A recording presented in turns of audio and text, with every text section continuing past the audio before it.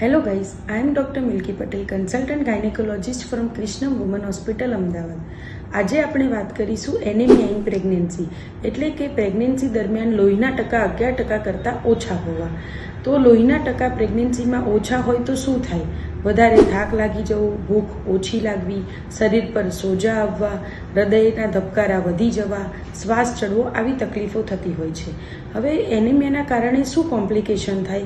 તો પ્રેગ્નન્સી દરમિયાન બીપી વધી જવું, અધૂરા મહિને ડિલિવરી થવી, માતાનું વજન પૂરતું ના વધવું, તેના કારણે બાળકનો વિકાસ ઓછો થવો, બાળકનું પેટમાં જ મૃત્યુ પામવું, ડિલિવરી પછી ઇન્ફેક્શન થવું, પોસ્ટપાર્ટમ હેમરેજ થવું, સેપ્સિસ થવું, આવી બધી વસ્તુ બહુ જ કોમન હોય છે.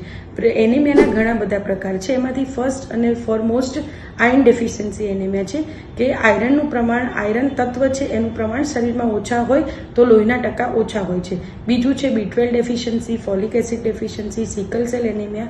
પણ આપણા ભારતમાં આયર્ન ડેફિશિયન્સી એનેમિયાનું પ્રમાણ ખૂબ જ વધારે છે.